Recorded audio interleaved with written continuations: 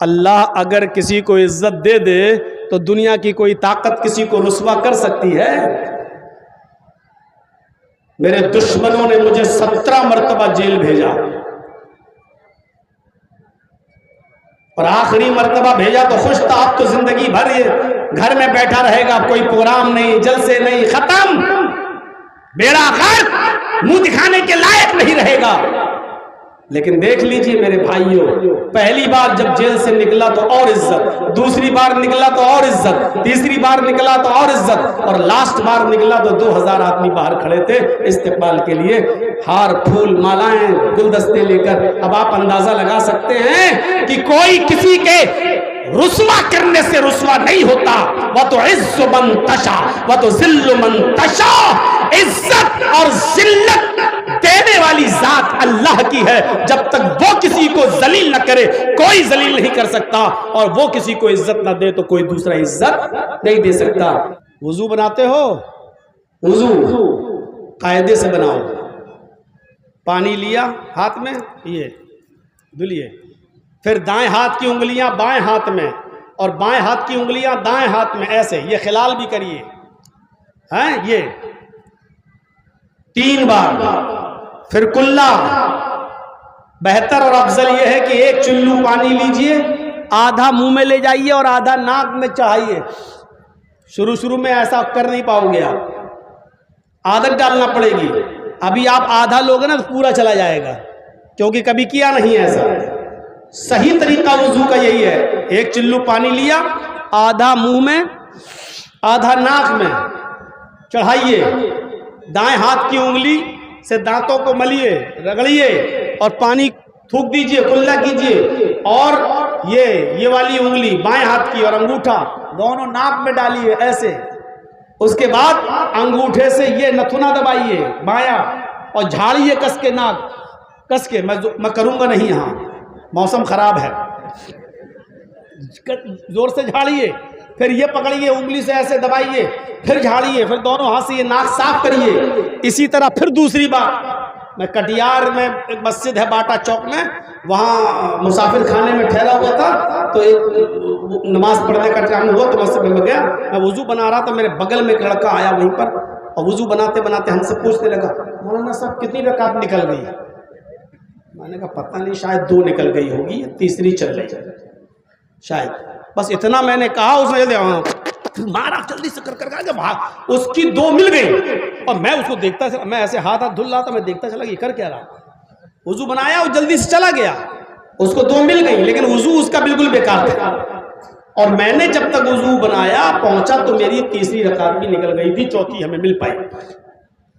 تو ایسا وضو نہیں چاہیے کہ پٹ پٹ مارا جلدی سے، نہ منہ دھلا کے نہیں دھلا۔ ما منکم من احد یتوضا فیحسن الوضو، جس نے وضو بنایا اور اچھا وضو بنایا، اچھی طریقے سے، جیسے ابھی ہم بتا رہے ہیں، ثم قال، اچھی طریقے سے وضو بنانے کے بعد پھر اس نے یہ دعا پڑھی، اشہد ان لا الہ الا اللہ واشہد ان محمدا عبدہ ورسولہ۔ وضو کی اتنی ہی دعا ہے بس۔ ترمذی میں اور بھی الفاظ آئے ہوئے، کوئی پڑھنا چاہے تو پڑھ سکتا ہے، اللہم اجعلنی من التوابین واجعلنی من المتطہرین، پڑھ سکتے ہو، جائز ہے، میں ناجائز نہیں کہہ رہا ہوں، لیکن میں مسلم شریف کی جو حدیث آپ کے سامنے پڑھ رہا ہوں، اس حدیث میں وضو کی اتنی ہی دعا ہی ہے، اشہد ان لا الہ الا اللہ واشہد ان محمدا عبدہ ورسولہ۔ جس نے وضو بنایا اچھی طریقے سے اور اس کے بعد یہ دعا پڑھ لی، اللہ کے نبی فرماتے ہیں لا فتحت لہ ابواب الجنت الثمانیہ، اس کے لیے جنت کے 8 دروازے کھول دیے جاتے ہیں۔ جنت کے 8 دروازے، کون بنائے گا ایسا وضو؟ جب مؤذن کہے اللہ اکبر تو آپ بھی کہو اللہ اکبر اللہ اکبر۔ جب مؤذن کہے اشہد ان لا الہ الا اللہ تو آپ بھی کہو اشہد ان لا الہ الا اللہ۔ اللہ کے نبی کہتے ہیں جب مؤذن کہے اذا قال المؤذن اشہد ان محمد رسول اللہ فقولوا اشہد ان محمد رسول اللہ۔ جب مؤذن کہے اشہد ان محمد رسول اللہ تو تم بھی اس کے جواب میں بولو اشہد ان محمد رسول اللہ۔ جب مؤذن کہے حی علی الصلاۃ تو تم بھی اس کے جواب میں بولو لا حول ولا قوت الا باللہ. جب مؤذن کہے حی علی الفلاح تو تم اس کے جواب میں کہو لا حول ولا قوت الا باللہ. جب مؤذن کہے اللہ اکبر تو اس کے جواب میں تم بھی کہو اللہ اکبر اللہ اکبر. جب مؤذن کہے لا الہ الا اللہ تو اس کے جواب میں آپ بھی کہو لا الہ الا اللہ. جس نے مؤذن کے ان کلمات کو دہرایا، جس نے مؤذن کے ان کلمات کو دہرایا، ثم قال، اور اس کے بعد یہ دعا پڑھ لی اللہم رب هذه الدعوة التامة والصلاة القائمة آت محمدا الوسیلہ والفضیلہ وابعثه مقاما محمودا الذی وعدتہ. جس نے یہ دعا پڑھ لی اذان کے بعد، اللہ کے نبی فرماتے حلت لہو شفاعتی یوم القیامہ، قیامت کے دن اس آدمی کے لیے میری شفاعت حلال کر دی جائے گی. کتنا بھی بڑا گناہگار ہو، وہ جہنم کے دروازے پر بھی کھڑا ہوگا، پھر بھی اللہ اس کے لیے اس کی شفاعت کو میرے لیے حلال کر دے گا، اور میں اس کی سفارش کر کے اس کو جنت میں لے جاؤں گا. میرے بھائیوں، کتنا مشکل ہے. اذان کے کلمات دہرانا مشکل ہے؟ نہیں.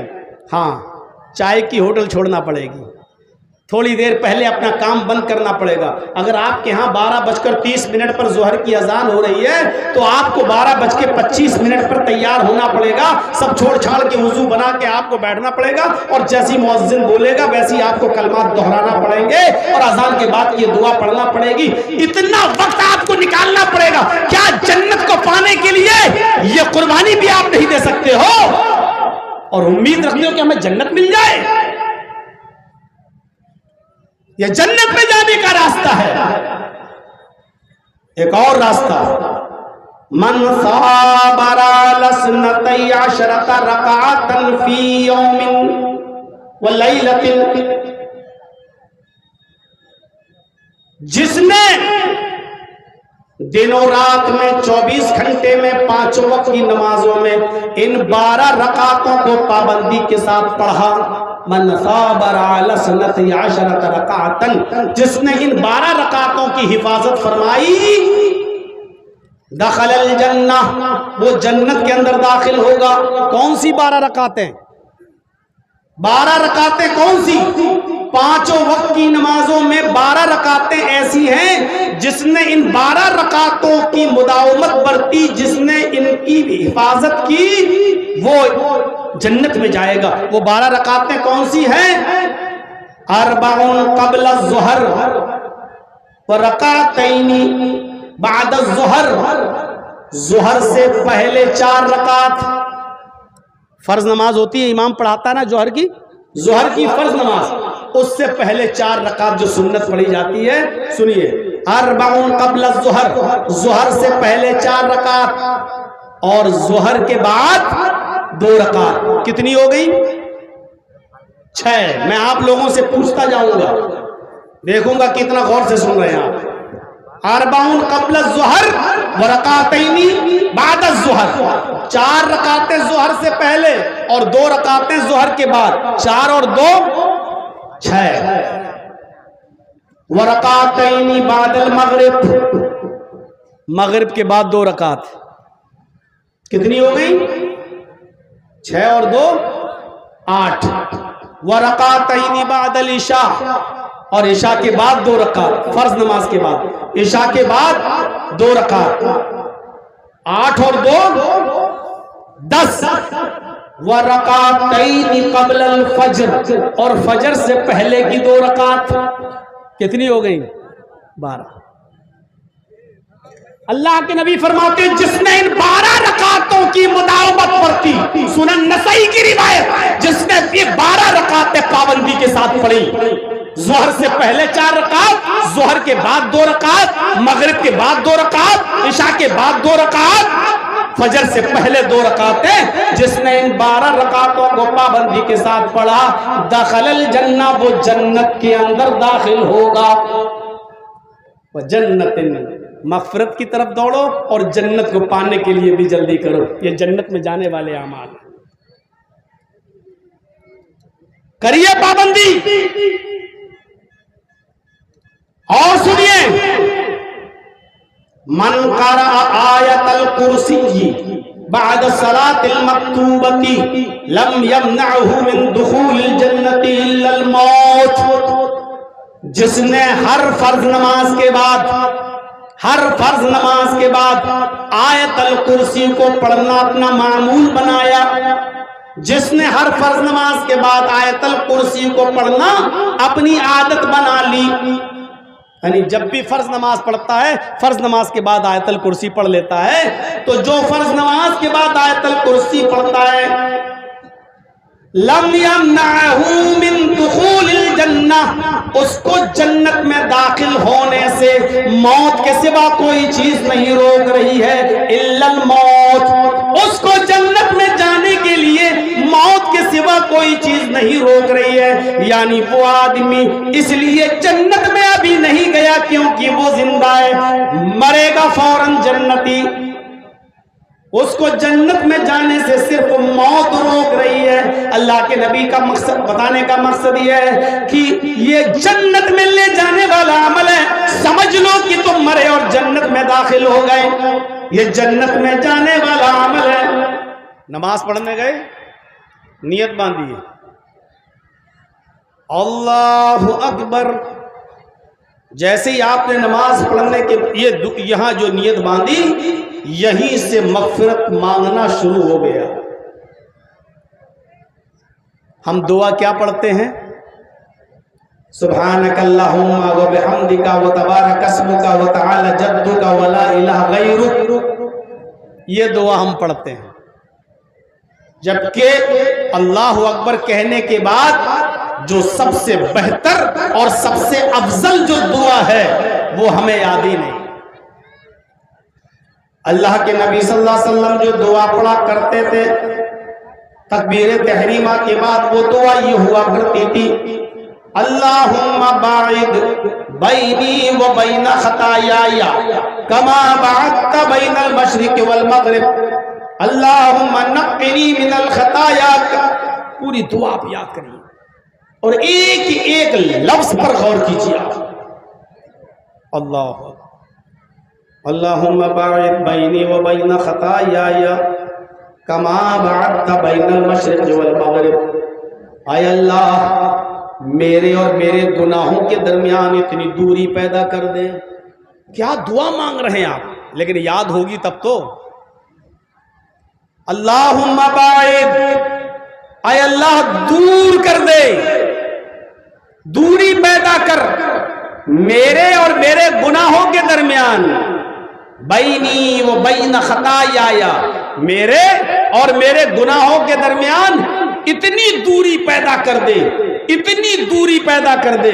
کما بعدت بین المشرق والمغرب، جتنی دوری پورب کے اور پشچم کے درمیان ہے، مشرق اور مغرب کے درمیان ہے. مشرق کی کوئی انتہا ہے؟ پورب کی کوئی انتہا؟ آپ چلے جائیے پورب میں آپ کو چھوڑ نہیں ملے گا، آپ چلے جائیے پشچم میں کوئی چھوڑ نظر نہیں آئے گا. کوئی انتہا نہیں ہے، کوئی حد بندی نہیں ہے. کیا کہا؟ اتنی دوری پیدا کر دے کہ میرے اور میرے گناہوں میں اتنی دوری ہو جائے جتنی دوری پورب اور پشچم میں ہے. کیا مانگا ہے آپ نے اپنے رب سے، آپ کو پتہ نہیں. اب آپ دعا کیا مانگ رہے ہیں؟ سبحانک اللہم و بحمدک و تبارک اسمک و تعالی جدک و لا الہ غیرک. میں یہ نہیں کہہ رہا ہوں کہ یہ دعا جائز نہیں ہے، میں یہ نہیں کہہ رہا ہوں کہ یہ دعا نہیں پڑھنا چاہیے یا یہ دعا نہیں پڑھ سکتے ہو، میں نہیں کہہ رہا ہوں. لیکن اس دعا میں آپ نے صرف اللہ کی حمد اور اللہ کی ثنا بیان کی ہے، آپ نے اپنے لیے کچھ نہیں مانگا ہے. آپ یہ جو پڑھ رہے ہیں نا سبحانک اللہم و بحمدک و تبارک اسمک و تعالی جدک، آپ اللہ کی حمد بیان کر رہے ہیں، اللہ کی ثنا بیان کر رہے ہیں، آپ نے اپنے لیے کچھ نہیں مانگا. کوئی ڈی ایم صاحب یا ایم ایل اے صاحب یا ایم پی صاحب آپ کے علاقے میں آ جائیں اور آپ سے کہیں کہ میں آپ کے علاقے کا ڈی ایم ہوں، ایم ایل اے ہوں، ایم پی ہوں، بولو کس چیز کی ضرورت ہے آپ کو؟ آپ کو آپ کی بستی کے لیے کچھ چاہیے؟ تو آپ کہہ رہے ہیں ڈی ایم صاحب بہت اچھے ہیں، آپ کا پروموشن ہو گیا، آپ یہاں آ گئے، ہماری بستی میں آ گئے ہیں، میں یہی چاہتا تھا، آپ بہت اچھے ہیں، بہت شریف ہیں، بہت نیک ہیں۔ آپ نے اس کی تعریف کر دی، وہ کہہ رہا ہے ضرورت کس چیز کی ہے، آپ بتائیے میں آپ کی ضرورت کو پورا کروں، آپ اس کی تعریف کر رہے ہیں اور اس سے کوئی ضرورت مانگی، ضرورت کی چیز نہیں مانگ رہے ہیں آپ اس سے۔ اللہ کہہ رہا ہے میرے بندے مجھے پکار، ادعونی استجب لکم، میرے بندے تو مجھ سے مانگ میں تجھے دوں گا، میں تیری دعا قبول کروں گا۔ آپ کھڑے ہیں اللہ کے سامنے، سبحانک اللہم بحمدک و تبارک اسمک و تعالی جدک، آپ اللہ کی حمد بیان کر رہے ہیں، ثنا بیان کر رہے ہیں، بزرگی بیان کر رہے ہیں، لیکن آپ اللہ سے مانگ کچھ نہیں رہے ہیں۔ جب آپ اللہ اکبر کہہ کر یہ دعا مانگیں گے، اللہم باعد بینی و بین خطایا کما باعدت بین المشرق والمغرب، اللہم نقنی من الخطایا کما ینقی الثوب الابیض من الدنس، اے اللہ میرے اور میرے گناہوں کے درمیان اتنی دوری پیدا کر دے جتنی دوری پورب اور پشچم کے درمیان ہے، مشرق اور مغرب کے درمیان ہے، اور اے اللہ میرے گناہوں کو ایسے دھل دے، ایسے صاف کر دے، اللہم نقنی من الخطایا کما ینقی الثوب الابیض من الدنس، جیسے سفید کپڑا دھوبی کی بھٹی میں جب دھلتا ہے تو اس کا میل اور کچیل ختم ہو جاتا ہے اور وائٹنس آ جاتی ہے، چمک آ جاتی ہے، میل اور کچیل سے دھوبی کی بھٹی میں کپڑا صاف ہو کر وائٹنس چمکدار بن جاتا ہے۔ اے اللہ میری زندگی کو بھی میرے گناہوں سے ایسے ہی چمکدار بنا دے، اور میری زندگی سے میرے گناہوں کو ایسے ہی دھل دے جیسے گندے کپڑے سے میل و کچیل دور ہو جاتا ہے اور وہ وائٹ کپڑا چمکنے لگتا ہے، مجھے ایسا ہی کر دے کہ میرے گناہ مجھ سے دور ہو جائیں اور میری زندگی چمکنے لگے، میری زندگی لائٹ چمکیلی ہو جائے، میری زندگی کو ایسا بنا دے، میرے گناہوں کو اس طرح دھل دے۔ آپ کیا مانگ رہے ہیں اپنے رب سے، لیکن یہ دعا یاد کرنا پڑے گی۔ 5 وقت کی نماز میں یہ دعا مانگیے، پڑھیے۔ اب آپ نے اس میں قیام میں ابھی آپ مانگ رہے ہیں، اب آئیے سورہ فاتحہ۔ الحمدللہ رب العالمین الرحمن الرحیم مالک یوم الدین، اللہ کی حمد ثنا بزرگی بیان ہو گئی۔ ایاک نعبد و ایاک نستعین، یہ بندے اور اللہ کے درمیان ایک عہد و پیمان ہو گیا، اے بندے تو عبادت کر میری، میں تیری مدد کروں گا۔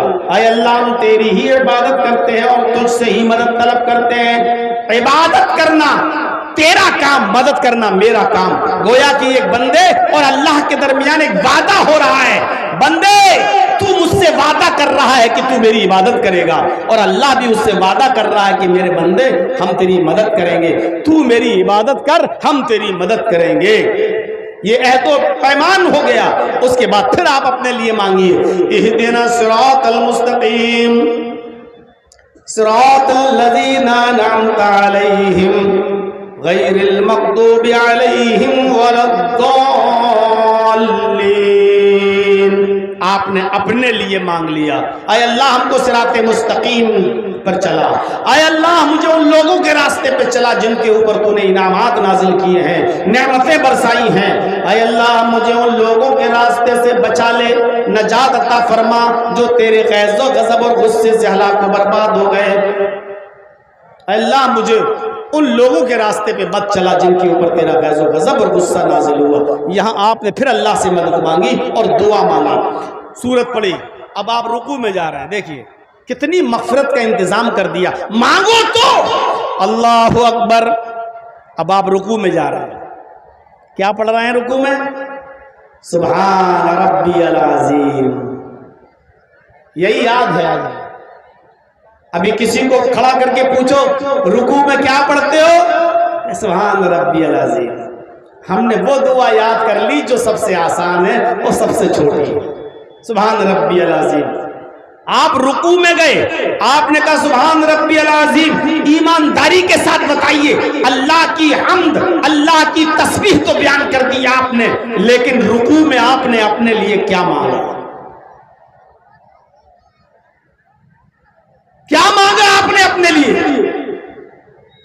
اللہ کے نبی رکوع میں اور سجدے میں جو دعا پڑھا کرتے تھے اس دعا کو یاد کریے، کچھ لے کے جائیے۔ آج میں کچھ سکھانے آیا ہوں آپ کو، کچھ سیکھیے۔ آج اس طریقے سے نماز پڑھنا شروع کر دیجیے آج سے، تاکہ آپ کی ہر نماز کے بعد جب آپ سلام پھیریں تو مغفرت اور بخشش کی دعا مانگتے مانگتے اللہ کے سامنے گڑگڑاتے گڑگڑاتے اتنی بار مغفرت کی دعا مانگو کہ اللہ بھی کہہ دے کہ میرے بندے جا، میں نے تجھے بخش دیا۔ اللہ کے نبی رکوع میں جو دعا پڑھا کرتے تھے وہ دعا یہ تھی، سبحانک اللہم ربنا وبحمدک اللہم اغفر لی۔ یہ دعا پڑھا کرتے تھے اللہ کے نبی صلی اللہ علیہ وسلم رکوع میں بھی اور سجدے میں بھی۔ سبحانک اللہم ربنا وبحمدک، یہ تو ہو گئی اللہ کی تسبیح، اللہ کی تحمید، اللہ کی پاکی بڑائی بیان ہو گئی، اور اس کے بعد آپ نے اپنے لیے بھی مانگ لیا، اللہم اغفر لی، اے اللہ میری مغفرت فرما دے۔ رکوع میں بھی مغفرت، دیکھ رہے ہیں آپ، کھڑے ہیں تو مغفرت، اللہم باعد بینی و بین خطایا کما بعدت بین المشرق والمغرب، مغفرت۔ رکوع میں گئے، سبحانک اللہم ربنا وبحمدک اللہم اغفر لی، مغفرت۔ رکوع سے اٹھئے، سمع اللہ لمن حمدہ ربنا ولک الحمد حمدا کثیرا طیبا مبارکا فی، اللہ اکبر کہہ کر اب آپ سجدے میں جا رہے ہیں تو سجدے میں بھی یہی دعا، سبحانک اللہم ربنا وبحمدک اللہم اغفر لی۔ سبحان ربی الاعلیٰ بھی پڑھ سکتے ہو، میں منع نہیں کر رہا ہوں، جائز ہے، لیکن سبحان ربی الاعلیٰ میں پھر وہی بات، آپ نے اللہ کی پاکی بڑائی بزرگی بیان کر دی، لیکن آپ نے اپنے لیے تو کچھ نہیں مانگا۔ آپ نے قیام میں اللہ سے مانگ لیا، رکوع میں اللہ سے مانگ لیا، اے اللہ کے بندے اب سجدے میں تو چلا گیا۔ یہ وہ کیفیت ہے جس کیفیت میں اللہ کے نبی فرماتے ہیں بندہ اللہ کے سب سے زیادہ قریب تب ہوتا جب وہ سجدے میں ہوتا ہے۔ بندہ اللہ کے سب سے زیادہ قریب کب ہوتا ہے؟ جب اس کا سر زمین پر، اس کی پیشانی زمین پر، اس کا ماتھا زمین پر، اس کی ناک زمین پر جب ہوتی ہے تو اللہ کے وہ سب سے زیادہ قریب ہوتا ہے۔ اس موقع پر زمین پر ناک رگڑتے ہوئے، اپنی پیشانی کو زمین پر رکھتے ہوئے اپنے رب کو منا لے، اپنے رب کو منا لے اور دعا پڑھ، سبحانک اللہم ربنا وبحمدک اللہم اغفر لی۔ ادھر بھی اے اللہ میری مغفرت فرما دے، پڑھیے 3 بار 4 بار 5 بار، 3 تک تو گنتی آپ کو یاد رکھنا ہے، کم سے کم 3 بار، اور 3 کے بعد پھر کوئی لمٹ نہیں ہے۔ وہ حدیث انتہا درجے کی ضعیف روایت ہے جس میں کہا جاتا ہے 3 بار 5 بار 7 بار 9 بار، وہ روایت ضعیف ہے۔ 3 بار تک تو آپ کو گنتی گننا ہے، سبحان ربی العظیم سبحان ربی العظیم سبحان ربی العظیم، یا سبحانک اللہم ربنا وبحمدک اللہم اغفر لی، سبحانک اللہم ربنا وبحمدک اللہم اغفر لی، سبحانک اللہم ربنا وبحمدک اللہم اغفر لی۔ اس کے بعد بھی اگر آپ پڑھنا چاہیں تو پڑھیں، لیکن اب کوئی گنتی کی لمٹ نہیں ہے، 4 5 6 7 8 جتنا ہو جائے آپ پڑھ سکتے ہیں، کوئی قباحت نہیں ہے۔ تو میرے ساتھیوں، میں بتانا یہ چاہ رہا ہوں، اب جماعت کے ساتھ آپ نماز پڑھیں گے تب تو آپ شاید 3 بار بھی نہ پڑھ سکیں۔ سبحانک اللہم ربنا وبحمدک اللہم اغفر لی، مانگنے کے انداز میں پڑھیں گے نا، طوطے والے رٹے ہوئے الفاظ نہیں، سبحانک اللہم ربنا وبحمدک اللہم اغفر لی، سبحانک اللہم ربنا وبحمدک اللہم اغفر لی۔ یہ مانگنا کہاں ہے؟ یہ تو مذاق اڑا رہے ہیں۔ تو ایسا لگ رہا ہے جیسے ڈی ایم کے سامنے کھڑے ہو کے کہنے لگے کنواں دے دو، سڑک دے دو، پتھر دے دو، آپ ایسے بولتے چلے جا رہے ہیں۔ آپ اس سے مانگیں گے تو یہی کہیں گے نا، ڈی ایم صاحب ہمارے ہاں سڑک بہت خراب ہے، سڑک کا انتظام کر دیجئے، ہمارے ہاں سمر نہیں ہے، سمر کا انتظام کر دیجئے۔ آپ دھیرے دھیرے اس سے ایک ایک چیز مانگیں گے نا۔ تو آپ اپنے رب کے سامنے جب کھڑے ہوں تو مانگنے کے انداز میں مانگیے، ایسے سبحانک اللہم ربنا و بحمدک اللہم اغفر لی، اس طریقے سے مانگیے تاکہ لگے کہ آپ مانگ رہے ہیں، شرمندہ ہیں، نادم ہیں، اللہ کے سامنے گڑ گڑا رہے ہیں، اپنی عاجزی کا اعلان کر رہے ہیں اور اس کے حاکم ہونے کا اعلان کر رہے ہیں، اپنے بندے اور اس کے معبود ہونے کا اعلان کر رہے ہیں، اپنے فقیر اور اس کے غنی ہونے کا اعلان کر رہے ہیں۔ اس انداز سے مانگیا۔ اچھا، کتنی مرتبہ مغفرت؟ قیام میں بھی مغفرت، رکوع میں بھی مغفرت، سجدے میں بھی مغفرت۔ اب سجدہ کر کے اٹھیں گے، اللہ اکبر، اب دوسرا سجدہ کرنے سے پہلے پھر مغفرت کی دعا۔ اللہ کے نبی نے کتنا مضبوط تعلق جوڑ دیا ہے کہ ایک بندہ میرا امتی اللہ سے اتنی بار مغفرت کی دعا مانگے کہ اللہ بھی کہہ دے کہ میرے بندے جا، میں نے تجھے بخش دیا۔ اب دونوں سجدوں کے بیچ میں کیا پڑھتے ہیں؟ صحیح مسلم کی روایت، دونوں سجدوں کے بیچ میں جو دعا پڑھی جاتی ہے وہ کیا ہے؟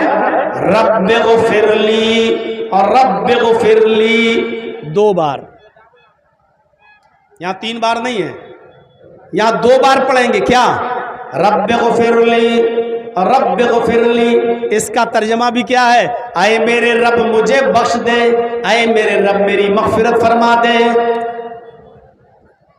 دونوں سجدوں کے بیچ میں بھی آپ مغفرت مانگ رہے ہیں اللہ سے۔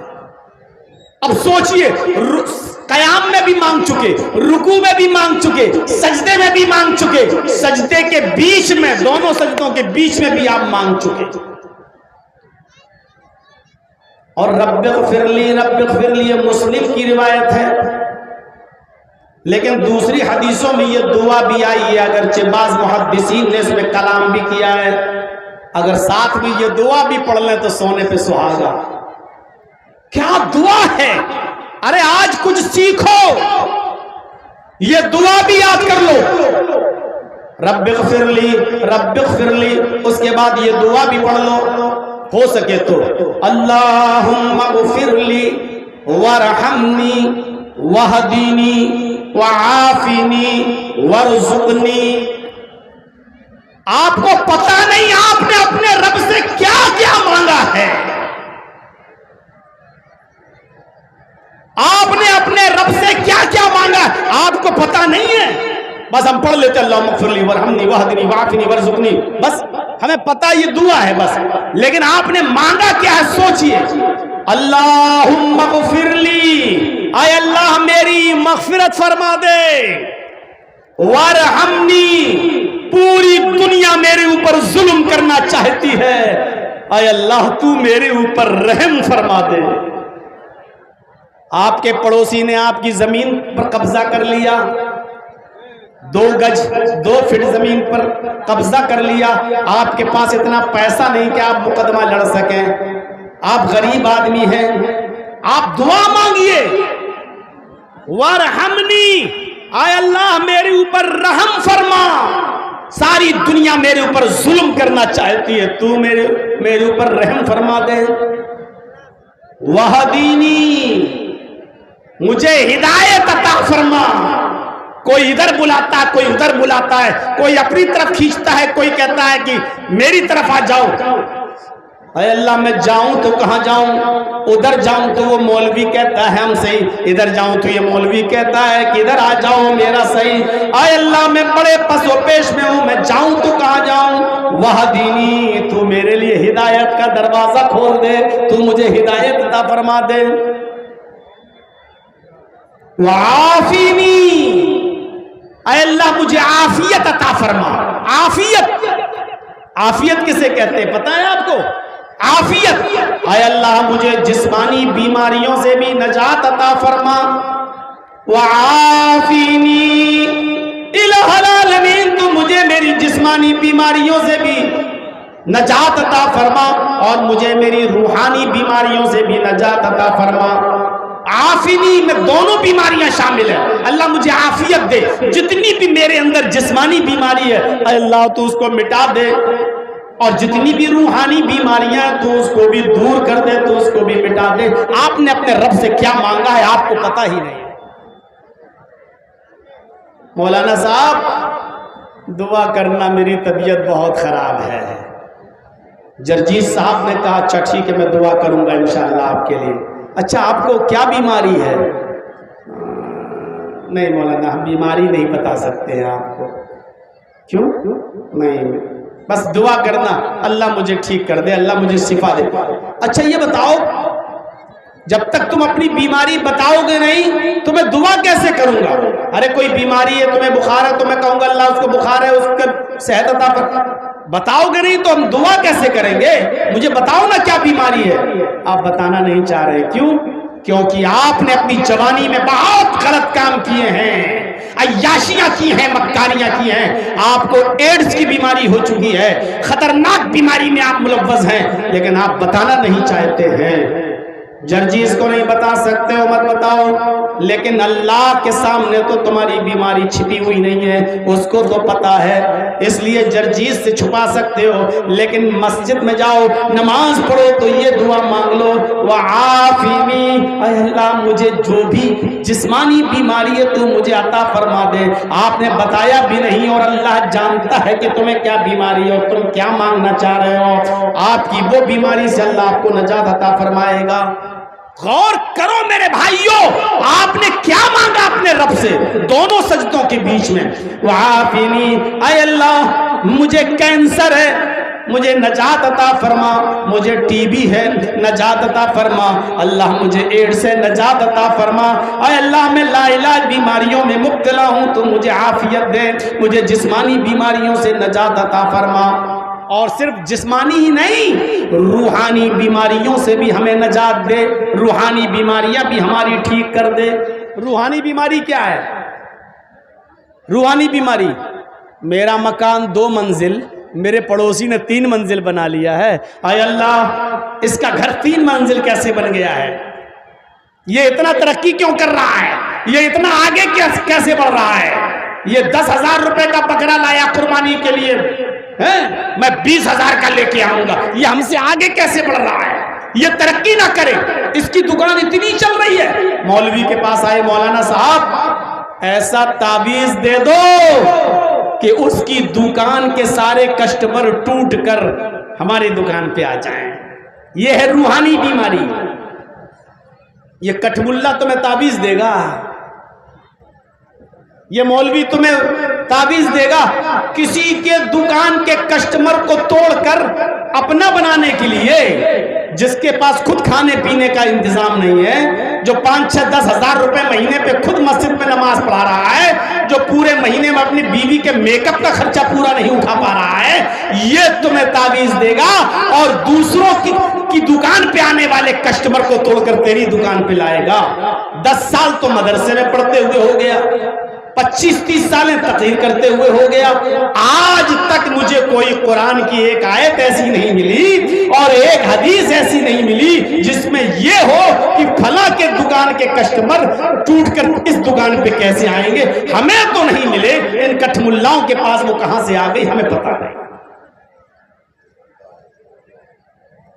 اللہ کے نبی صلی اللہ علیہ وسلم کے 2 صحابی، تذکرۃ الحفاظ میں علامہ شمس الدین ذہبی نے نقل کیا ہے، 2 صحابی اور دونوں کی کپڑے کی دکان قریب، ایک آدمی کے کپڑے کی دکان پر ایک کسٹمر آیا اور ایک کپڑا خرید کر لے گیا، تھوڑی دیر کے بعد دوسرا کسٹمر آیا، اسی دکان پر وہ دوسرا کپڑا خرید کر لے گیا، تھوڑی دیر کے بعد تیسرا کسٹمر آیا اور وہ بھی کپڑے کا ایک تھان خرید کر لے گیا، تھوڑی دیر کے بعد چوتھا کسٹمر آیا، جو بار بار کپڑا بیچ رہا ہے وہ رونے لگا، اے اللہ یہ کیا ہو رہا ہے؟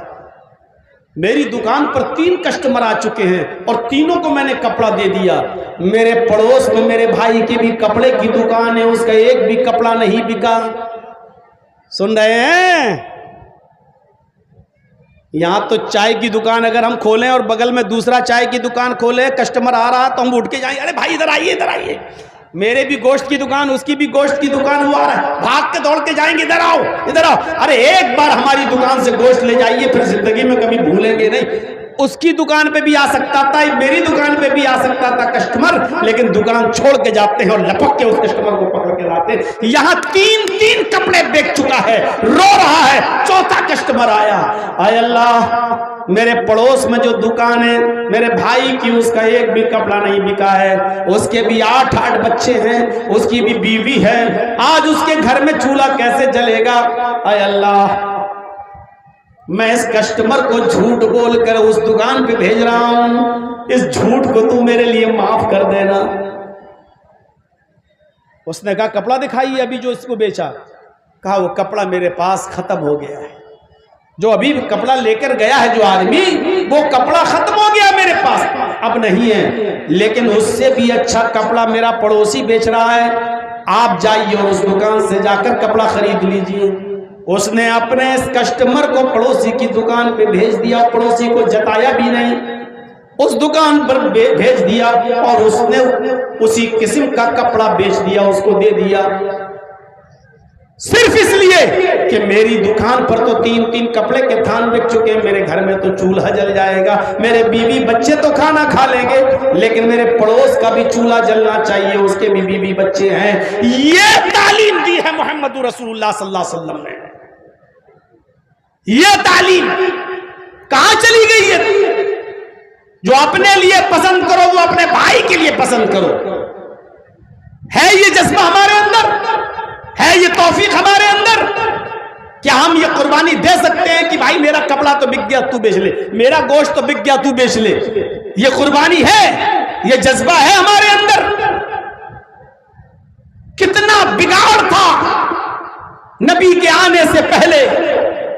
یاد کرو, محمد رسول اللہ کے آنے سے پہلے عرب کی سرزمین کا منظر ایسا تھا کہ ایک آدمی کے, یہ گاؤں ہے, یہ دوسرا گاؤں ہے, بغل میں 2 قبیلے, یہ الگ قبیلہ یہ الگ قبیلہ. سیرت النبی پڑھی علامہ شبلی نعمانی کی. میرے بھائیو, ایک قبیلہ یہ, ایک قبیلہ یہ. اس قبیلے کی بکری اس قبیلے کے کھیت میں چلی گئی, اس قبیلے کے ایک آدمی کی بکری اس قبیلے کے ایک آدمی کے کھیت میں چلی گئی, تھوڑی سی گھاس کھا لی, وہ بکری کو پکڑ کے لایا اور اس آدمی کے گھر پہ دیتے ہوئے کہا سنبھال اپنی بکری, باندھ کے رکھ, تیری بکری میرے گھر کھیت میں آ کے چارہ کھاتی ہے, گھاس کھاتی ہے. اور اس آدمی نے صرف اتنا کہہ دیا, ارے تو کیا ہو گیا, جانوری تو ہے, بکری ہے, کھا لیا تھوڑی سی گھاس تو کیا بگڑ گیا. اتنی سی بات کو لے کے جب جھگڑا شروع ہوا تو یہ قبیلہ بھی تیار, یہ قبیلہ بھی تیار, دونوں طرف سے تلواریں نکل آئیں. اور جانتے ہو یہ جنگ کتنے سال چلتی ہے؟ ایک آدمی کی بکری دوسرے کے کھیت میں چلی گئی, اتنی سی بات کو لے کے جب جھگڑا شروع ہوا تو یہ جھگڑا, یہ جنگ 27 سال تک چلتی رہی. آپ کیا لڑیں گے؟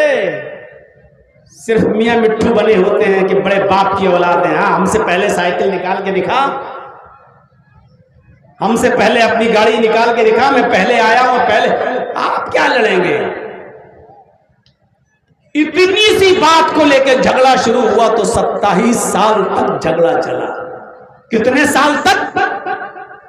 27 سال تک. اور 27 سال کے بعد جب دونوں طرف سے مرنے والوں کی تعداد گنی گئی تو آپ تعجب کریں گے.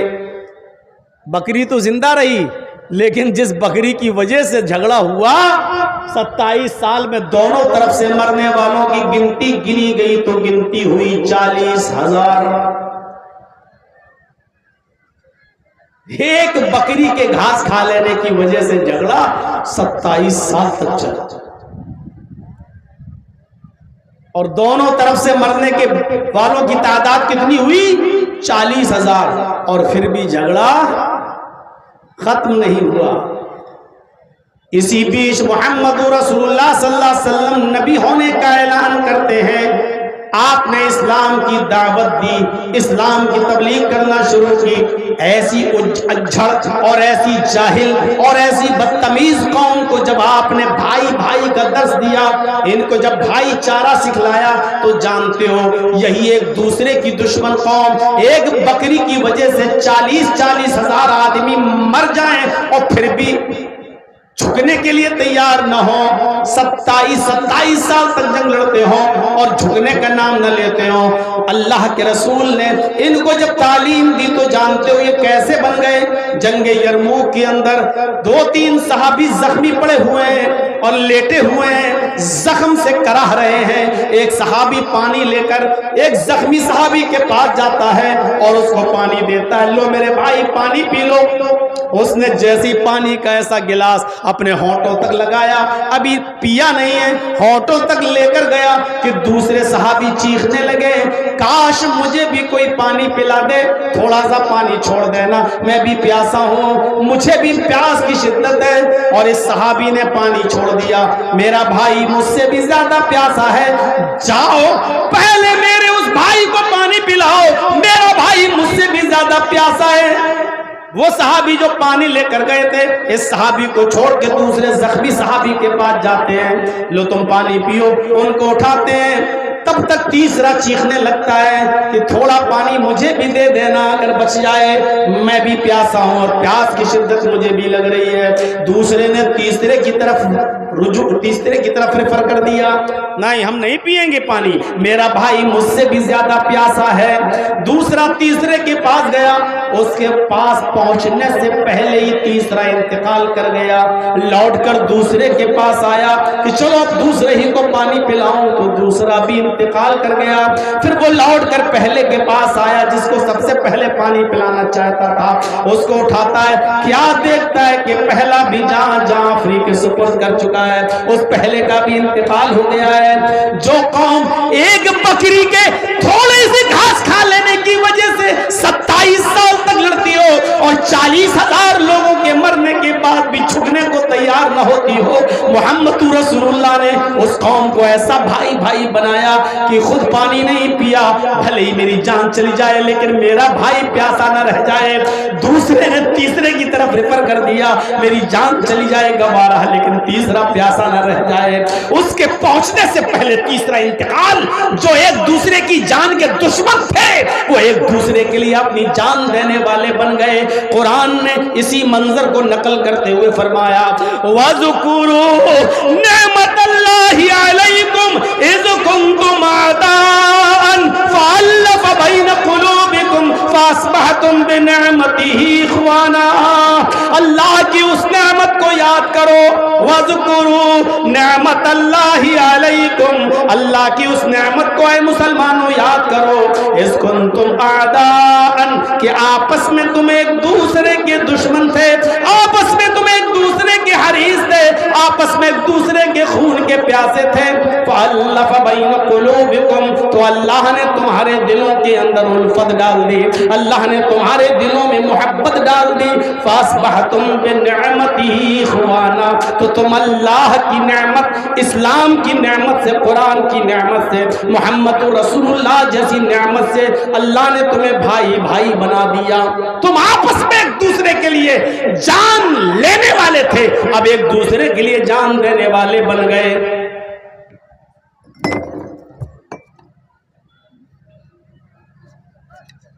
ایک دوسرے کے لیے تم جان دینے والے بن گئے۔ ایسا منظر میرے بھائیوں نہیں دیکھا ہوگا۔ تم کپڑے کی قربانی نہیں دے سکتے ہو، مسلمان ہو، تم 2-3 کسٹمر کو بیچ چکے، اب بھی گوارا نہیں، حل من مزید، اور آؤ میرے پاس، دوسرا مرتا ہے تو مرے، اس کی دکان جاتی ہے تو جائے،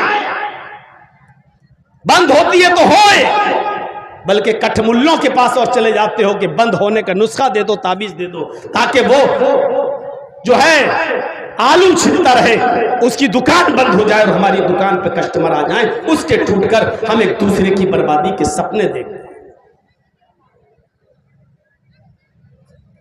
دیکھیے بات کہاں سے کٹ گئی، وعافینی، اس دعا میں یہ چیز بھی شامل ہے، وعافینی، اے اللہ میری اس روحانی بیماری کو دور کر دے، میں نہیں چاہتا کہ کوئی آدمی مجھ سے آگے بڑھے، یہ بیماری ہے میرے اندر، تم مجھے دور کر دے، اے اللہ میں اس سے جلتا ہوں، یہ مجھ سے اچھا کپڑا کیسے پہنتا ہے، یہ مجھ سے اچھا کھانا کیسے کھاتا ہے، یہ مجھ سے زیادہ ترقی کیسے کر رہا ہے، اس کی 2 فیکٹریاں کیسی چل رہی ہیں۔ اے اللہ میں نہیں چاہتا ہوں کہ یہ کامیاب ہو، یہ بیماری میرے اندر ہے، اس بیماری سے بھی تو ہی ہمیں نجات عطا فرما۔ یہ عافنی میں یہ دعا شامل ہے۔ اتنی دیر میں تو مولانا صاحب ہم نماز پڑھ کے بھاگ گئے ہوتے، ابھی تو آپ دونوں سجدوں کے بیچ کی دعا میں اٹکے ہوئے ہیں۔ ہم آپ کو کچھ سکھا رہے ہیں آج کہ آپ سوچو کہ آپ مانگتے کیا ہو اپنے رب سے اور سیکھو مانگنا۔ اچھا اتنی دعائیں مانگنے کے بعد اب کوئی بحث کرے گا فرض نماز کے بعد دونوں ہاتھ اٹھا کے دعا مانگنا کیسا ہے، امام کے ساتھ مانگنا کیسا؟ ارے تم نماز میں عربی میں یہ دعائیں مانگ لو تو تمہیں ضرورت ہی نہ پڑے، نبی کی بتائی اور سکھائی ہوئی دعائیں پڑھ لو تو تمہیں بعد میں پڑھنے کی دعا کیا مانگو گے تم بعد میں؟ السلام علیکم ورحمۃ اللہ، السلام علیکم ورحمۃ اللہ، اللہم آمین۔ اب دعا مانگیے، کیا مانگو گے؟ اللہ میرے گناہ کو معاف کر دے، اللہ ہمیں بخش دے، اللہ، یہی تو مانگو گے۔ اور کیا مانگو گے دعا میں؟ اللہ بیمار ہے، بیماری سے نجات عطا، یہ ساری دعائیں تو تم مانگ چکے ہو۔ اے اللہ مجھے بخش دے، تم تو مانگ چکے ہو اللہم اغفر لی، اے اللہ میرے اوپر رحم فرما، تم تو مانگ چکے ہو ورحمنی، اللہ میرے اوپر رحم فرما، اے اللہ میرا کاروبار نہیں چل رہا، اللہ تو میرے کاروبار میں برکت دے، یہی تو مانگو گے تم فرض نماز کے بعد، یہ تو تم مانگ چکے ہو۔ ورزقنی، وعافنی کے بعد ورزقنی، اللہم اغفر لی ورحمنی وہدینی وعافنی ورزقنی، اے اللہ تو مجھے رزق حلال عطا فرما۔ رزق اللہ سے مانگو، اور اللہ اگر کسی کو رزق دینا چاہے تو دنیا کا کوئی کٹھگلہ کسی کا چھین لے گا؟ دنیا میں کوئی کسی کا کچھ بگاڑ لے گا؟ اب آپ نے نماز کے اندر دونوں سجدوں کے بیچ میں رزق اس سے مانگا جو بغیر حساب و کتاب کے رزق دینے پہ قادر ہے۔ ورزقنی، اے اللہ تو مجھے رزق عطا فرما۔ آپ نے رزق مانگا ہے اس سے، اب رزق کا انتظام اللہ کرے گا تیرے لیے۔ دوسری کچھ حدیثوں میں یہ جملے بھی آئے ہیں، اگر پڑھ سکتے ہو تو پڑھ لو۔ اس دعا کے بعد ایک حدیث میں آتا ہے کہ اللہ کے نبی ایک لفظ اور بڑھایا کرتے تھے، اور وہ دعا کا وہ لفظ کیا ہے؟ وجبرنی۔ اب دعا کیا ہو گئی؟ اللہم اغفر لی ورحمنی وہدینی وعافنی ورزقنی وجبرنی۔ وجبرنی کا معنی جانتے ہو؟ اے اللہ تو میرے نقصان کو پورا کر دے۔ کیا مانگ رہے ہیں آپ اللہ سے، آپ کو خود نہیں پتا۔ جرجیت صاحب ایک ڈاکٹر ہیں، ایک مثال دے رہا ہوں، علاج کرانے مت آ جانا میرے پاس، ایک مثال دے رہا ہوں۔ جرجیت صاحب ایک ڈاکٹر ہیں، بہترین سرجن ہیں، برین ہیمبریج کسی کو ہوتا، برین دماغ کا نس، 10 لاکھ کا مریض میرے پاس آیا ہے، اس کے دماغ کا اگر آپریشن کروں گا تو 10 لاکھ روپے دے کے جائے گا۔ جرجیت صاحب نے کہا ٹھیک ہے، رپورٹ دیکھی، ٹھیک ہے اس کا آپریشن ہوگا اور میں آپریشن کر دوں گا، چلو اس کو لے آؤ۔ اس کو آئی سی یو کے اندر ایڈمٹ کر لیا، آکسیجن لگا دیا، اتنے میں اذان کی آواز آتی ہے، اللہ اکبر اللہ اکبر۔ جرجیت صاحب نے اس مریض کے رشتہ داروں سے کہا آپ بیٹھیے، میں نماز پڑھ کے آتا ہوں اور نماز پڑھنے کے بعد میں اس کا آپریشن شروع کر دیتا ہوں۔ اس نے کہا صاحب میرے مریض کی حالت سیریس ہے، جلدی سے اس کو آپریشن تھیٹر میں لے جاؤ، او ٹی میں، اور آپریشن کیجئے، آپ نماز بعد میں پڑھ لیجئے گا۔ ارے ڈاکٹر میں ہوں، میں جانتا ہوں، آکسیجن اس کو مل رہا ہے، ابھی اس کا کچھ نہیں ہوگا، میں جا رہا ہوں، ابھی نماز پڑھ کے آتا ہوں۔ میں اس مریض کو چھوڑ کر جو 10 لاکھ کا مریض ہے، میں نماز پڑھنے کے لیے چلا جاتا ہوں۔ میں نے اطمینان کے ساتھ نماز پڑھی، اور نماز پڑھنے کے بعد جب میں اپنے ہاسپٹل آیا تو کیا دیکھتا ہوں کہ مریض کے رشتہ دار اپنا مریض اٹھا کر لے گئے، چلے گئے کسی دوسرے ہاسپٹل میں، اور وہاں جا کر اس کا آپریشن کرانے لگے۔ 10 लाख रुपए का जो नुकसान जर्जीस साहब का हुआ, अब ये नुकसान की चिंता जर्जीस को नहीं होनी चाहिए, इसलिए कि जर्जीस साहब मस्जिद के अंदर अभी ये मांग कर आए हैं दुआ, वजबुरनी, आय अल्लाह तेरी इबादत में जो वक्त मैंने निकाला है, इसमें जो नुकसान मेरा हुआ है, उस नुकसान को तू पूरा कर दे। अभी 10 लाख का मरीज गया, अल्लाह गैब से मदद करेगा। 1 लाख का मरीज, 1 करोड़ का मरीज भी भेज सकता है, ऐसे 2 मरीज भी भेज सकता है। 10 लाख का मरीज गया, 50 लाख का मरीज भी अब आ सकता है। अब इस नुकसान को मैंने अल्लाह के सामने रखा है और ये मांग कराया हूं, वजबुरनी, आय अल्लाह तू मेरे नुकसान को पूरा कर दे। जर्जीस साहब की किराना मर्चेंट की दुकान है, तेल, घी, मिर्च, मसाला सब बेचा। एक कस्टमर बैठा हुआ है, उसने 10,000 रुपए का सामान की लिस्ट दे दी। बहुत अच्छा, ठीक ठीक ठीक। जर्जीस साहब सामान निकालने वाले हुए, क्या अज़ान की आवाज़ आ गई, पर्चा पकड़ा, पढ़ो मैं अभी आ रहा हूँ, नमाज पढ़ने जा रहा हूँ, अभी आ रहा हूँ। नमाज पढ़ के आए, देखा कि वो कस्टमर चला गया और दूसरी दुकान से 10,000 का सामान खरीद रहा है। अभी ये 10,000 का जो नुकसान मेरा हुआ, कोई परवाह नहीं करना चाहिए, इसलिए कि आपने अभी दुआ मांगी, वजबुरनी, अल्लाह मेरे नुकसान को पूरा कर दे।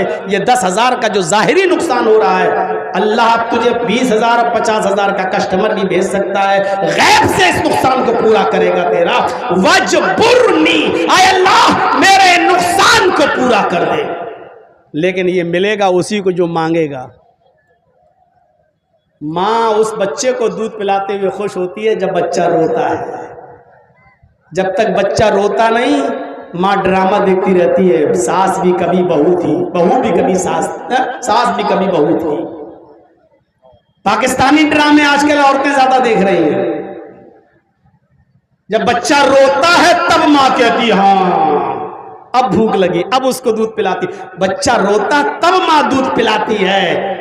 अल्लाह को मालूम है कि तुम क्या मांगना चाहते हो, लेकिन नहीं, अल्लाह कहता मुझे अच्छा लगता है जब मेरा बंदा मुझसे मांगता है। अल्लाह को तो मालूम है कि तुम्हें किस चीज की जरूरत है, लेकिन फिर भी कहता है उदऊनी, मेरे बंदे तू मुझसे मांग। उसको तो मालूम है कि क्या जरूरत है, लेकिन फिर भी कहता मांग। मुझे अच्छा लगता है कि कोई मेरे सामने हाथ फैलाए मुझसे मांगे, अच्छा लगता है। वो कहता है कि मुझे अच्छा लगता है। इसीलिए इंसान को जो ताकतें अल्लाह ने दी हैं, उसमें गुनाह करने की भी ताकत दी है और नेकी करने की भी ताकत दी है। मसले को समझने की कोशिश करना। फरिश्तों के पास गुनाह करने की ताकत नहीं है। कोई भी फरिश्ता गुनाह नहीं कर सकता, कोई भी फरिश्ता चोरी नहीं कर सकता, कोई भी फरिश्ता जिना नहीं कर सकता, कोई भी फरिश्ता ग़ीबत और चुगली नहीं, गुनाह नहीं कर सकता। क्यों? क्योंकि गुनाह करने की ताकत अल्लाह ने उसको नहीं दी। अब एक फरिश्ता अल्लाह की हर वक्त इबादत करता रहे तो ये कोई कमाल नहीं है। खूबसूरत से खूबसूरत लड़की उसके सामने आ जाए, लेकिन फरिश्ता गुनाह नहीं कर सकता। क्यों?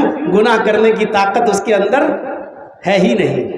एक अंधा आदमी है, उसके सामने अब रख दो बड़ी जन्नत की हूर लाकर एक लड़की को, खूबसूरत हसीन और जमील लड़की उसके सामने खड़ी कर दो। देख, अब वो अंधा है बेचारा, देख ही नहीं सकता। अब वो क्या जाने की खूबसूरत लड़की क्या है। उस खूबसूरती से वो जो अपने दिल में राहत महसूस कर सकता है नहीं करेगा। क्यों? क्योंकि उसको दिख ही नहीं रहा है। अब अंधा किसी लड़की को नहीं देख रहा है तो इसमें क्या कमाल है?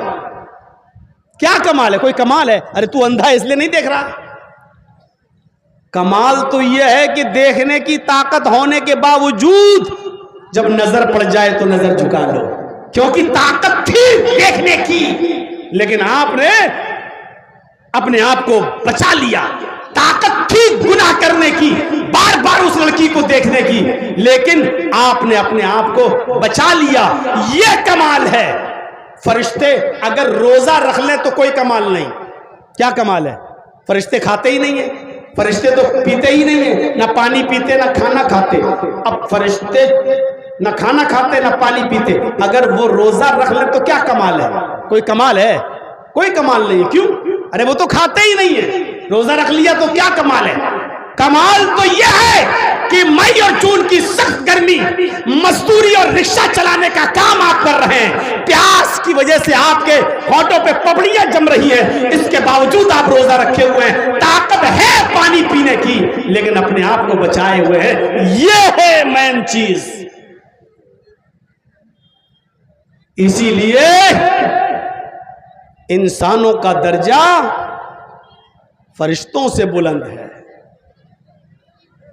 کیوں؟ فرشتوں نے تو جنت دیکھی ہے، جہنم دیکھی ہے، اب وہ 24 گھنٹے اللہ کی عبادت کرتے رہے تو کوئی کمال نہیں۔ ایک بندے نے نہ جنت دیکھی، نہ جہنم دیکھی، نہ فرشتے دیکھے، نہ اللہ کو دیکھا، پھر بھی عبادت کر رہا ہے، جہنم سے ڈر رہا ہے۔ اس عبادت کا جو ثواب اس کو ملے گا وہ فرشتوں کو ان کی اپنی عبادت کا ثواب نہیں۔ اور ایک بات اور سن لیجئے، یہی ہے انسان کا کمال۔ گناہ کرنے کی طاقت نہیں ہے لیکن پھر بھی اپنے آپ کو گناہ سے بچا رہا ہے، یہ ہے اختیار۔ اے میرے بندے، میں نے تجھے شراب پینے کا بھی اختیار دیا ہے اور اس سے بچنے کا بھی اختیار دیا ہے، جوا کھیلنے کا بھی اختیار دیا ہے، جوئے سے بچنے کا بھی اختیار دیا ہے، زنا کرنے کا اختیار بھی دیا اور زنا سے بچنے کی طاقت بھی دی ہے۔ ہم نے تجھے دونوں طاقتیں دی ہیں، گناہ کرنے کی بھی اور عبادت کرنے کی بھی، اور تجھے میں نے بتا بھی دیا کہ یہ صحیح ہے، یہ غلط، یہ سچ ہے، یہ جھوٹ، یہ حق ہے، یہ باطل۔ اب دیکھتا ہوں کہ تو کس راستے پہ چلتا ہے، یہ میں نے تجھے اختیار دے رکھا ہے۔ اب بندہ اپنے ان دونوں پاور میں کون سی پاور کا چوائس کرتا ہے، یہ بندے کے اوپر ہے، یہ بندے کے اوپر ہے۔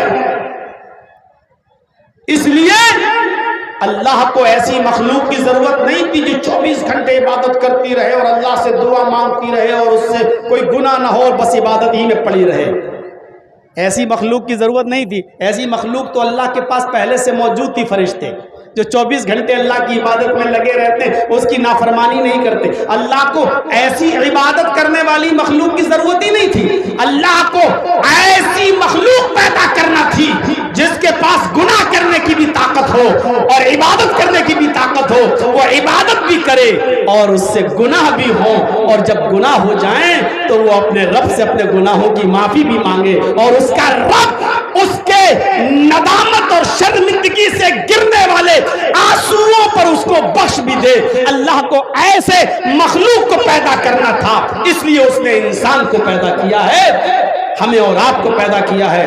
اور ساری دنیا کا انسان اگر فرشتے بننے کی کوشش کرے گا اور چاہے ہم سے کوئی گناہ نہ ہو تو ایسا ہو ہی نہیں سکتا، اور اگر کوشش کیا تو اللہ اس قوم کو ہلاک و برباد کر دے گا۔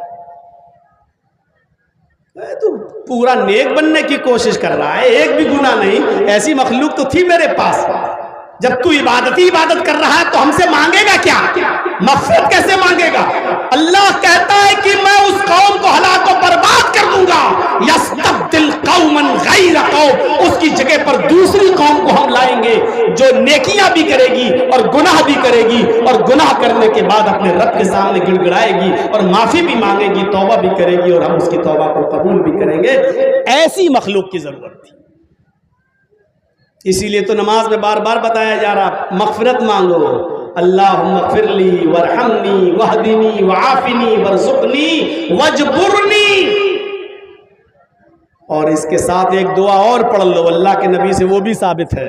ایک حدیث میں آیا اللہ کے نبی ایک لفظ اور پڑھا کرتے تھے، وہ کیا تھا؟ وارفعنی۔ اب دعا کیا ہو گئی؟ اللہم اغفر لی وارحمنی واہدینی وعافنی وارزقنی واجبرنی وارفعنی۔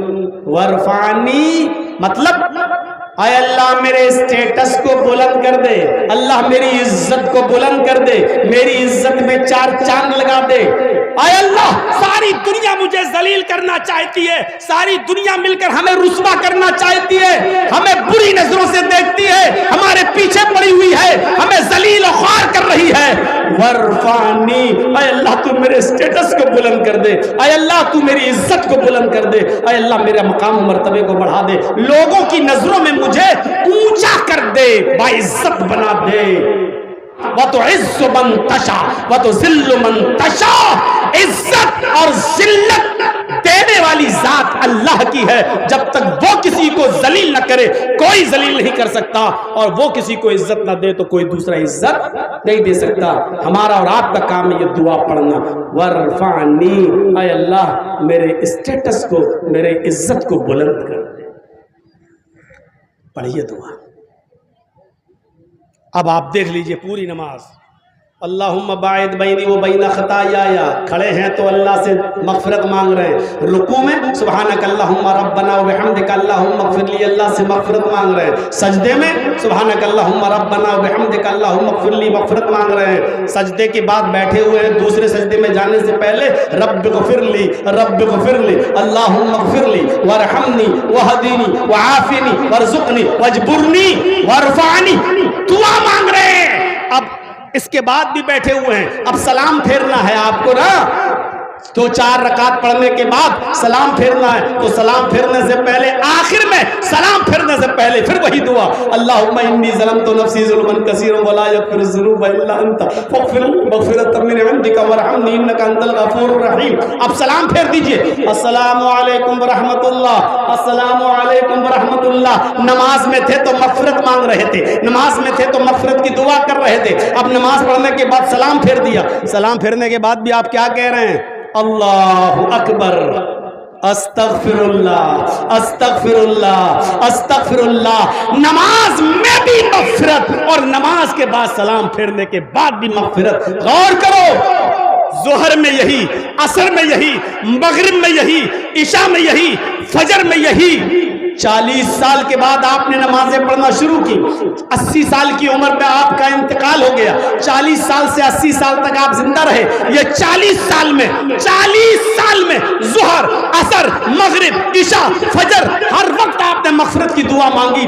اس 40 سال میں پڑھی ہوئی جانے والی نمازوں میں اگر 40 سال کی پوری زندگی میں اگر ایک بھی بار اگر آپ کے رب نے یہ کہہ دیا میرے بندے جا میں نے تجھے بخش دیا، ہمارا بیڑا پار، ہماری نجات۔ جرجیز کے پاس ایک بھکاری آیا، اللہ کے نام پہ دے دو، بچے بھوکے، ارے بھاگ آ گیا، صبح کھٹا کھاتا پیتا بھیک مانگ رہا ہے، 1 گھنٹے بعد پھر آ گیا، ارے صاحب دے دیجئے بہت پریشانی ہے، بچوں کے پاس دوا، بھاگ رہا کہ نہیں بھاگ رہا؟ ہٹ، ہر گھنٹے آتا گیا، صبح سے لے کے شام تک ہر گھنٹے مانگتا رہا، بھگاتا رہا، بستر پہ سونے جا رہا ہوں، کھڑا ہے، اللہ کے نام پہ دے دو، بہت بچے بھوکے ہیں، بہت زیادہ پریشان ہیں، گھر میں کھانا نہیں بنا، ارے دے دیجئے، صبح سے لے کے شام تک بھگاتا رہا، غصہ آ گیا، کمینہ ایسے مانے گا نہیں، نکالا 100 کا نوٹ، لے پکڑ، جا کھا لینا کھانا، چل۔ میرے بھائیوں، صبح سے لے کے شام تک آپ کو بھی رحم آ جاتا ہے فقیر پر، اور پھر آپ اس کو دے ہی دیتے ہیں۔ آپ نے 40 سال تک نمازیں پڑھی ہیں، 40 سال سے لے کے 80 سال تک برابر نمازیں پڑھی، اللہ نے کبھی نہیں بخشا، کبھی نہیں کہا، لیکن اگر ان 40 سالوں میں ایک بار بھی اس نے یہ کہہ دیا کہ میرے بندے جا میں نے تیری مغفرت فرما دی، ہمارا بیڑا پار، ہماری نجات، جنت ہمارا مقدر بن جائے گی۔ اس لیے کیا کہا؟ سارعوا الی مغفرۃ من ربکم، اپنے رب کی مغفرت کی طرف دوڑو، اپنے رب کی مغفرت کی طرف جلدی کرو، مانگو یہ دعائیں۔ اب دوسری چیز ہو تھوڑا سا، وجنت، اور جنت کی طرف لپکو، جنت کی طرف جلدی کرو۔ جنت مل گئی، جنت رات کے 2 بجے تک جلسہ سنو اور گھر جانا، فجر کی نماز چھوڑ دینا، کیوں بہت بڑا ثواب کا کام کر کے آئے، رات بھر جلسہ سنا تھا سارے مولویوں کا۔ جنت ایسے نہیں ملتی ہے، جنت اتنی آسان نہیں ہے، تو بہت آسان، لیکن اتنی آسان بھی نہیں کہ بس کچھ نہ کرو اور مل جائے. ہماری ماں بہنیں آئی ہیں, ذرا سنیں. المرأۃ اذا ماتت, کوئی عورت اگر مر گئی, کسی عورت کا انتقال ہو گیا, وزوجها عنها راض, اور اس کا شوہر اس سے خوش تھا. عورت مری لیکن مرنے سے پہلے اس کا ہسبینڈ اس سے خوش تھا. دخلت الجنہ, تو یہ مرنے والی عورت جنت کے اندر داخل ہوگی. اس کا مطلب کیا ہے؟ لڑائی لڑ کے گئی, اپنے مائکے میں رک گئی, بیمار ہو گئی اور وہیں مر گئی اور شوہر ناراض رہا, تو ایسی عورت جنت کی خوشبو بھی نہیں پائے گی. بہت آسان نہیں ہے. اللہ کے نبی صلی اللہ علیہ وسلم سے ایک بار حضرت فاطمہ لڑکے چلی آئی تھی, حضرت علی سے. علی سے کون؟ بیٹی نبی کی, علی کی بیوی فاطمہ علی سے لڑکے چلی آئی. کسی بات پہ ہو گیا, میاں بیوی ہیں, برتن کھڑکتے ہیں, تھوڑی سی کسی بات پہ نوک جھوک ہو گئی اور غصے میں حضرت علی کا گھر چھوڑ کے اللہ کے نبی کے گھر میں اپنے مائکے میں اپنے نبی کے پاس چلی آئی. اللہ کے نبی صلی اللہ علیہ وسلم سمجھ گئے. تھوڑی دیر کے بعد جب چہرہ دیکھا فاطمہ کا, تو آپ نے کہا فاطمہ کچھ مایوس نظر آ رہی ہو. فاطمہ نے کہا کہ اللہ کے نبی, ہاں ابو میں علی سے لڑ کے آئی ہوں, میں ابھی ان کے گھر نہیں جاؤں گی, میں غصہ ہو کر آئی ہوں علی سے. یہ ہماری ماں بہنیں سنیں جو اپنی لڑکیوں کو اپنے گھر میں روک لیتی ہیں نا, اپنے گھروں میں روک کے چودران بنتی ہیں, حجنیں ہیں نا, بہت بڑی دین کی جانکار ہے نا یہ. اپنے گھروں میں اپنی بیٹیوں کو روکنے والے والدین سن لو. حضرت فاطمہ نے جب یہ کہا کہ میں علی سے لڑ کے آئی ہوں اور ابھی گھر نہیں جاؤں گی, تو اللہ کے نبی نے یہ نہیں کہا کہ بیٹی غلطی کس کی ہے, کیا ہو گیا, کچھ نہیں پوچھا. یہاں تو پوچھتے ہیں کیا ہوا, اچھا ایسا ہو گیا, تو نے بتایا بھی نہیں. وہ گھر کبھی نہیں بنے گا جس گھر میں 24 گھنٹے اماں اپنی بیٹی سے بات کرتی رہے اور لگی رہے فون پر, ہاں بیٹی کیا کھایا, کیا بنایا. ارے تو ہوتی کون ہے پوچھنے والی؟ بیچاری اگر کہتے کہ نہیں آج پیاز روٹی چٹنی روٹی کھائی, تو تیرا آدمی کھانے کو نہیں دیتا ہے, کماتا نہیں ہے, کیا کرتا ہے, دن بھر پڑا, تو 24 گھنٹے باتوں پہ کیوں لگی رہو گی؟ ہوتی کون ہو تم اپنی بچی سے اتنی دیر تک بات کرنے والی؟ اور وہ گھر بھی کبھی نہیں بنتا جو لڑکی اپنے گھر کی, اپنے سسرال کی ایک ایک چیز اپنی اماں کو بتائے. اللہ کے نبی نے اپنی بیٹی فاطمہ سے یہ نہیں کہا کہ علی کی غلطی تھی کہ تمہاری غلطی کچھ نہیں, یہ تو میں وہاں سنوں گا جب تم دونوں موجود ہوگے. تم اسی وقت میرے گھر سے جاؤ اور علی کے پاس جاؤ تم گھر میں علی کے گھر جاؤ. حضرت فاطمہ کہتی ہے کہ ابو کیا آپ مجھے اپنے گھر سے نکال رہے ہیں؟ میں لڑکی آئی ہوں, میں اتنی آسانی کے ساتھ ان کے گھر نہیں جاؤں گی. جو جملہ محمد رسول اللہ کی زبان سے نکلا وہ میری قوم کی بیٹیوں سنو, اے بچیوں اور بیٹیوں کے ماں باپ سنو, اپنی بیٹیوں کو اپنے گھروں پہ روکنے والوں سنو. اللہ کے نبی صلی اللہ علیہ وسلم فرماتے ہیں, اے میری بیٹی فاطمہ, اگر تم اسی وقت میرے گھر سے علی کے گھر میں داخل نہیں ہوئی, میرے گھر کو چھوڑ کر علی کے پاس نہیں گئی, موت کا کوئی بھروسہ نہیں. اگر میرے اس گھر کے اندر تمہارا انتقال ہو گیا, اگر تم مر گئی, اگر تمہارا انتقال اس گھر میں ہو گیا, تو قسم ہے اس رب کی جس کے قبضے میں میری جان ہے, تیرا باپ محمد تیرا جنازہ نہیں پڑھائے گا, تیرا باپ محمد تیری نماز جنازہ ادا نہیں کرے گا. اٹھ اور اسی وقت تو اپنے گھر جا, علی کے پاس جا, میں آؤں گا, وہاں تم دونوں کی باتیں سنوں گا. لیکن تم ناراض ہو کر اس گھر میں آئی ہو, میرے گھر میں تمہیں رہنے کا کوئی حق نہیں, تم علی کے پاس جاؤ. ہو گئی تقریر, اتنی بات پہ عمل کر لیا جائے, جلسہ کامیاب. کوئی ضرورت نہیں فجر تک آپ کو سننے کی. اس بات پہ عمل کر لیں اگر ہمارے گھر کی ماں بہن بیٹیاں اور ماں باپ, ہو گیا. کتنی یہاں اتنی آئی ہوئی ہے نا, اس میں کتنی ایسی ہوں گی جو بھی اپنے اماں کے گھر رکی ہوئی ہوں گی.